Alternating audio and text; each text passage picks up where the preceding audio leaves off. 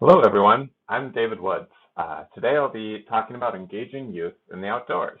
I hope to demystify the outdoors for those of you who may be a bit turned off on the idea and show that we have a lot of great options in St. Paul to create a really fun and positive experience for youth that you work with and for yourself.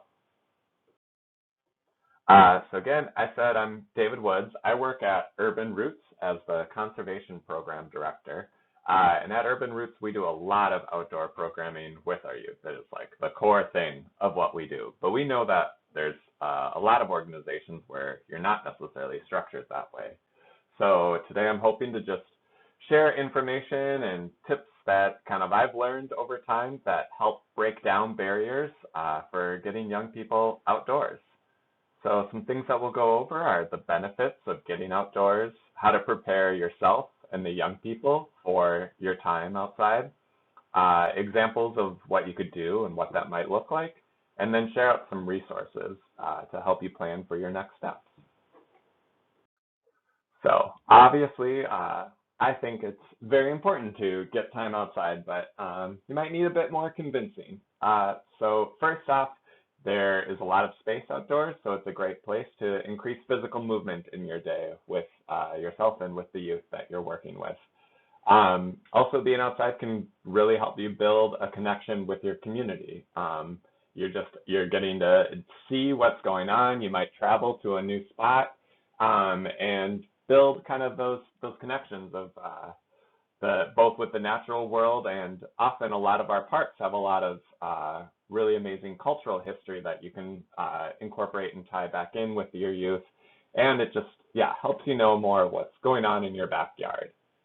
By spending time outside, you're going to increase your affinity for the outdoors, which will encourage care for the environment. And it can lead to a lot of discovery and learning more about the environment and nature and the outdoors. Lots of kids really like animals, so there's lots of exploration with animals, but there's also the plants, there's the bugs, there's the weather, lots to learn and explore outside.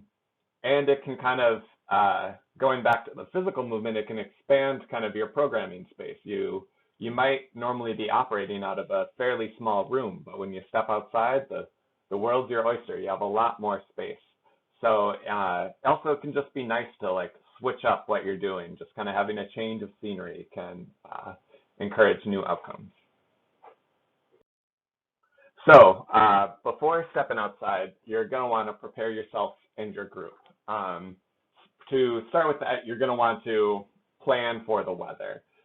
Minnesota has lots of extremes with weather. Right now, as I'm recording this, it's spring, which I think is probably one of the hardest times to dress for because within the day, the weather might be changing quite a bit, where it might start out really cold, then get really warm, then maybe rain will come on unexpectedly. So check the weather, but kind of plan for all scenarios. When working with youth in the winter, make sure that everyone is prepared to wear the right footwear. I know oftentimes youth will go to school with very minimal warm clothing in the winter time because they're kind of just hopping from bus, which is kept maybe pretty warm, into their school. So prepare your youth by telling them a week before, the day before, multiple times, like, hey, on this day, we're going to be going outside. So make sure to bring these things. And also maybe plan to see if you can have some extra hats and gloves and maybe some big jackets as backup in case someone forgets something. Footwear is also really important, and it might be something that not everyone has. Kind of a little trick you could do if it's just this one time that you're going and maybe it's either a really snowy or slushy day, is just like tying like Ziploc bag, or not Ziploc, garbage baggies kind of over your shoes to at least keep them dry, because when you get wet in the winter, it's really going to ruin your experience. When it's the summertime, footwear is also important. Depending on kind of what you're planning to do when you're outside, you're going to want to make sure that the footwear matches that. So Oftentimes in the summer, you might want to be wearing like flip-flops or sandals, but those might not be the best for if you're going on a hike, or even if you're just doing a lot of like running around and playing tag or something outside. So again, prep your group and remind them beforehand of what is going to be best. Maybe include them in that planning, kind of draw a picture of a generic child and then like add on the different clothing that you're going to need for the activity. Also in the summer, like if you are going on a hike or doing something more in the woods or in a more wild space, often wearing long pants might be really nice to prevent kind of any rashes or anything from just a like stinging nettle or some sort of plant you might brush up against. Also, is easier to keep the bugs off you if you have longer clothing. In addition to your clothing, you're also going to want to be bringing water bottles and have some sort of water source for the youth. You don't want to get dehydrated while you're outside. Knowing about bathroom access is also going to be really important. So depending on where you go, there might not be a bathroom. The only bathroom might be a porta potty. So again, prepping yourself and your group beforehand. If you know it's just a porta potty, warning everyone, telling them that will be their option. So maybe really encouraging people to go before you go.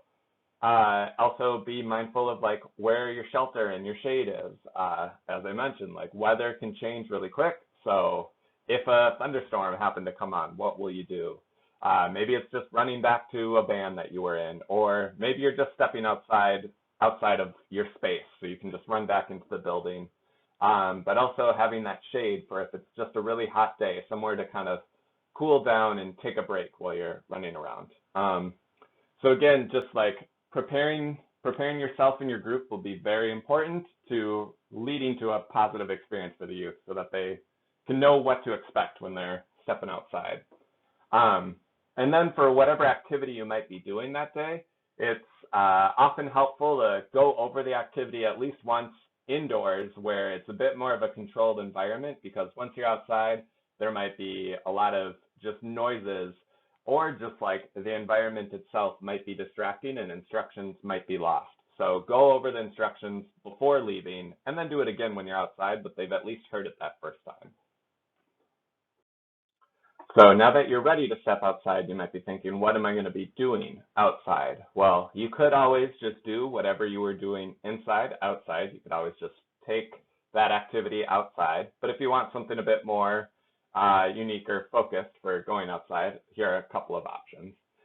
You could do a scavenger hunt. These are pretty simple to put together. You could make your own or just easily look online for lots of different ideas.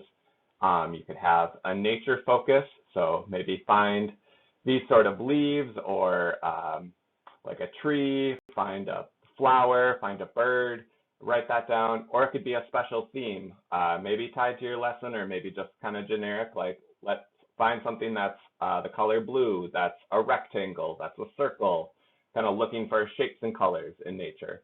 Or it could be tied to a specific place of like, oh, I know there is a really cool special feature here. Go and try and find that. Another thing you could do is called sit spot observation. So give each youth a journal or like a sheet of paper and maybe a clipboard or something to write on and to write with. And then just encourage the youth to find a nice spot that they like and sit and just be still for a little while, and then have them make observations. What do they see? What do they hear? What do they smell?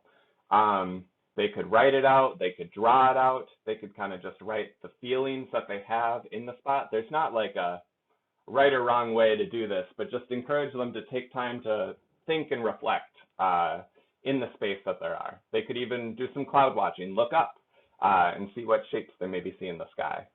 Another more involved thing that you could do is doing a community cleanup walk. You could go just around your building, around the block that your site is based at, or go to a park and do a cleanup activity. Bring some garbage bags and gloves and kind of help clean up the streets. This is another great way to build connection with your community and give kind of power to the youth to have a positive impact on their community. And if you need a little help with that, there are many organizations that you can reach out to help set something up like that. So pictures always really help, but when you go outside, you can do mini games that you would maybe do in the gym, but you could do it outside, just kind of, again, change of scenery. If you are going to play a game that involves lots of running, maybe quick scope out the area, make sure that it's fairly level, free of any holes in the ground or any tripping hazards. But there's lots of, gym games that you could just be playing outside. You could also just go to a spot and have unstructured free playtime. When you're outside, kids will often just get very excited of being somewhere new and kind of having that freedom of an open space, and embrace the chaos and let youth just kind of be themselves, get a lot of maybe pent up energy they have from the day out when they're outside. But maybe establish some ground rules before you step outside of, we need to stay in this area. When I call out this thing, make sure to kind of come back to me. Always be in sight of an adult, things like that. So I mentioned doing like a park cleanup, but there are lots of fun ways to kind of get your hands dirty when outside, and those can also be really great bonding moments. It might push you and the youth that you work with outside of your comfort zone, but is a great way to feel more connected to maybe the park that you visit. And if you need advice or guidance of a project that you could do, you could always reach out to us at Urban Roots. The City of St. Paul's Natural Resources Department also has lots of volunteer opportunities. And we'll kind of get into that more at the resource section at the end. When you're outside, there's lots of new things to discover. So really inspire curiosity when you're outside. And don't feel like you need to be the expert in anything. I used to work at the Bell Museum, and a big thing that I learned there is encouraging questions. You don't have to be the expert. You want to encourage that curiosity and help the youth kind of find their own answers.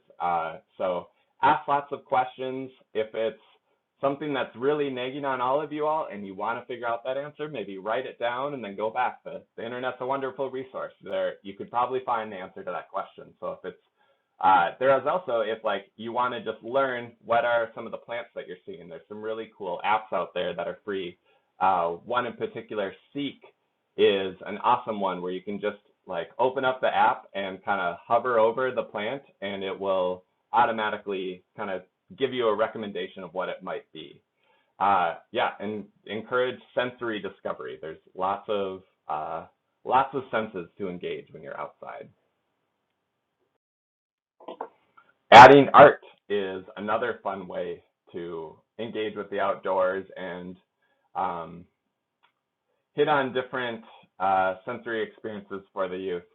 So at Urban Roots, we've done a really fun project over the past couple of years called River Stories, where we go down to the Mississippi River and get an experience down there with the youth. And then we also go and we interview community members on their experiences with the river.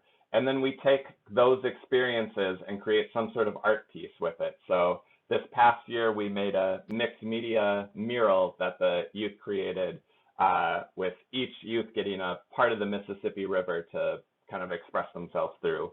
We've done photography. We've done a podcast and then done some illustrations to go with the podcast. But there are just so many different artistic avenues you can kind of go when you're outside, but add art to it all. So we've covered just a couple of things in a short amount of time, but if you want more ideas, there are a lot of resources for you out there. Project Get Outdoors has lots of really fun activities that you could, and there's curriculum and ideas for you there. Explore Outdoors St. Paul is a really awesome resource to know of maybe some events or outreach programs that might be going on in St. Paul. Again, Urban Roots, we have on our website some curriculum that we've put together that is available for folks to check out, but also just reach out to us. We love joining up with other youth groups and doing different activities outside. We always have volunteer opportunities. We could help take you on a tour of some of our parks. And in the summertime, we love to have our youth help lead those activities. So it's a really awesome opportunity for peer-to-peer learning to go on. Some other resources I just want to quick mention. Friends of Mississippi River also has a youth resource page of lots of different activities, both that you could just pull from their website or reaching out to them to set up different opportunities. And then if you are interested in some like recreation ideas, Fishing in the Neighborhood is a program through the DNR that both has resources on what lakes in the area are stocked and good for fishing at. And then they also have a little mobile trailer that they could come to pop-up areas to provide the equipment to go up and do a fishing experience. So I hope I have inspired some creativity for you and some confidence to step outside. So next thing you could do is just start thinking of what's maybe something you could do. What's something around the building that you could do? What's a park that's nearby that you all could go visit? Right now, as I'm recording, it's early springtime, and this is a big time for doing cleanups. All the snow is melting away, and all the garbage that's accumulated over the winter is being shown off. So that's a really simple thing to start getting out, getting your hands dirty, although put on gloves when you do it. Also, involve your youth in planning this. See what things they want to do. Are there activities that they've liked to try out that they just haven't ever gotten to try? See what those are, and then see if there are resources in the community that you can draw from to get that access. And remember, reach out to all the different orgs that are in St. Paul to help you if you're feeling overwhelmed or if there is a specific activity you want to do but you can't do. So hope you've got some ideas, and we'll have fun on your next journey outside.